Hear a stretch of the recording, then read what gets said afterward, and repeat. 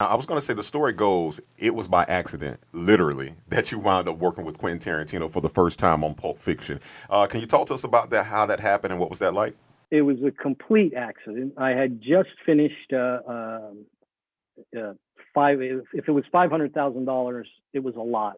Movie in Provincetown, Massachusetts, called Unconditional Love, and I was the first AD on that, so I was pretty excited. I'd only been in the business for 2 years, 3 years, and there I was, being the first on this movie. I had seconded about 5, 6 movies, PA'd only on three, was second on one.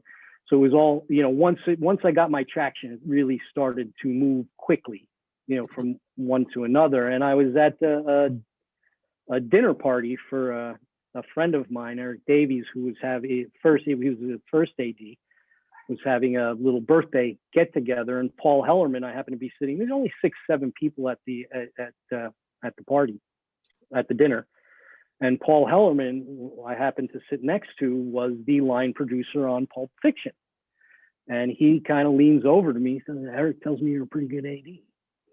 Well, I like to think so, and thank you. I'll thank him for that. And he's like, "Well, look, I just learned we're a week into our movie, our little movie," he called it. And it was, it was a little movie. It was a little movie that could. Yeah.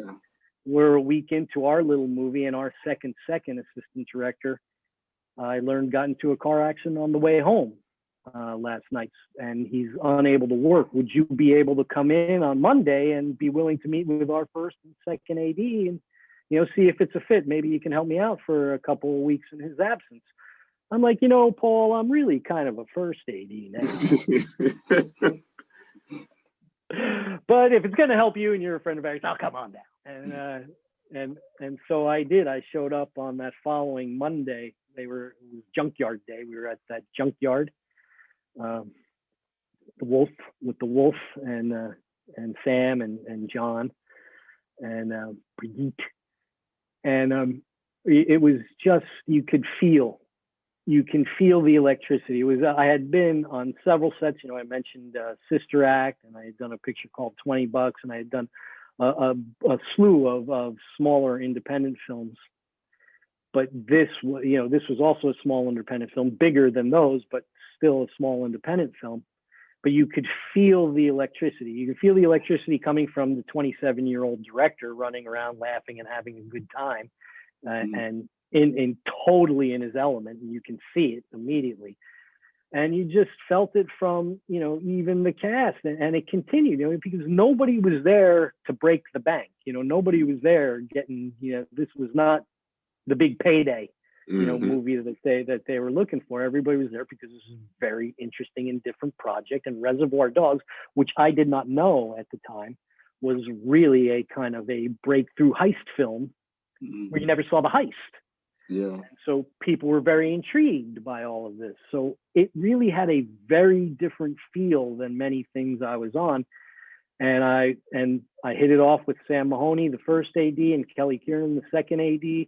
And they said, "Yeah, can you come tomorrow? Call time 7 a.m. I said, "I'll be there." Yeah. And so, I became the second AD on Pulp Fiction for 2 weeks until John Hyde Jr., the man who was, the young man at the time who was injured in the car accident, was able to return. And he came back, and it was over Labor Day. September's Labor Day, right? Labor Day, yeah. It was over the Labor Day weekend that was my last. That Friday was my last day, and unbeknownst to me, over that Labor Day weekend, Andre Sekula, the cameraman, got into a car accident with his girlfriend in New Mexico. They drove off a cliff. He broke his leg, and he was hospitalized. And so unbeknownst to me again, that Tuesday, Monday was off, it was the holiday. That Tuesday, they took off, they shut down. And I got a call on that Tuesday and asking me to come in the next day to be the second AD, because Kelly Kieran was double timing. She was also the set medic. They sent her out to New Mexico to get the prognosis and to assist with Andre's rapid return to Los Angeles. And they asked me to be the second AD for the next couple of days while Kelly went and did that. I'm like, great. And Kelly was an experienced second AD, so she was getting paid pretty well. And so I was happy. For 2 days, I had made more money than I had made since I was a broker, which was 2.5 years ago. So me and my roommate Poodle went out that night to celebrate that I had made a couple extra dollars being the second AD on Pulp Fiction for 2 days. And that was that Friday. I got a call at 7 o'clock in the morning, like, oh my God, what the heck is going on? And it was Kelly. Where are you? I'm like, yesterday was my last day again. What do you mean? Where am I? He's like, I know, I'm just come on down here. Paul would like to talk to you. And I'm like, okay, I need an hour. Because at that age, at 26, 27, that's all you need. Now I need 3 weeks. Now I need 3 weeks after a night like that. Yeah. And so I went down and talked to Paul while we're shooting on stage in Culver City. And Paul explained that because we went down the one day, we have to combine 3 days into 2. And one of the days is going to require 2 company moves from Culver City. We have to shoot a scene in Culver City at the stages, a scene in the Hollywood Hills, with Ving and Uma on the phone, Ving on the phone out by the pool. And we have to shoot a scene downtown with John and Sam walking through the bowels after Bruce had already escaped, with Paul Calderon. Answered, he's not here, And nobody was sure exactly how to do it. So Paul asked me if I would production manage that day. He's like, you tell me what you need and we'll make it happen. But I need you to make this day happen. I got to worry about the rest of the movie. You worry about this day, and I'm not going to think about it. You tell me how we're going to do that day.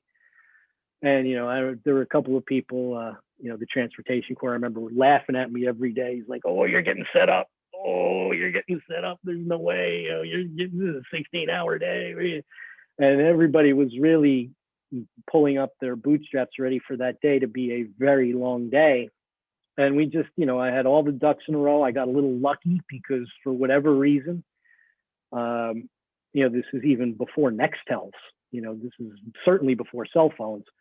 I was able to communicate with the set from Culver City to the Hollywood Hills, which is about 10 miles away, via the walkie-talkie. Oh, nice. I still don't know how that was possible, but on that day, it was possible, and I was able to communicate with them. And I had the vans all labeled. I had nobody going to, all 3 locations except for, Quentin, Andre, Marty, the script supervisor, just a couple of people. But there was everything was labeled. Everything was listed. Every van, who was supposed to be in every van. Everything was, and it worked like clockwork. And we finished in under 12 hours. It was one of our shortest days. And, at the end of the day, Lawrence Bender and Paul Hellerman called me back into the office and they're like, look, we can't pay you the second AD rate like we've been paying you for the 2 weeks, these past week and a half, but we'd like you to stay. We got Jackrabbit Slims coming up and, we don't know what we'll call you, but would you just stay for the rest of the movie? And I'm like, yes, because we were having a great time too. I mean, we're going out every Friday night, as I'm saying, Quentin was 27. Most of the crew was young, and it was just really a magical experience. So I was happy to stay for the remainder of the show. And towards the end, we had to, run 2 units at some time. So I was firsting, it wasn't a second unit because Quentin would go back and forth. Mm-hmm. Nobody directs anything except for Quentin. Mm-hmm. So, even Phil Lamar's head exploding in the back of the car. So I set it up. I call Quentin over. We shoot it. And yeah, that was great. I love it. Okay. And then back to Chris Walken, in the Watch story. That's crazy. And it just was really a wonderful experience. And then we had the wrap party at Jackrabbit Slims, and I got to dance with Kelly Preston. It was just I smoked weed with Chris Walken.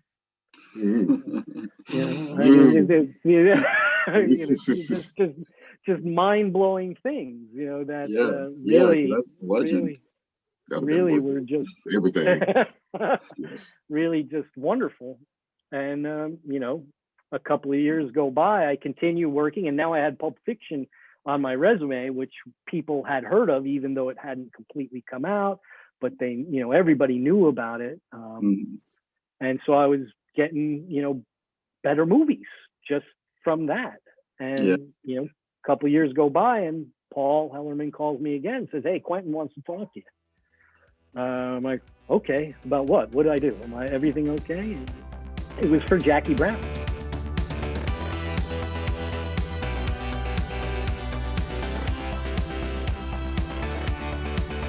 Why don't you subscribe? It'll last longer.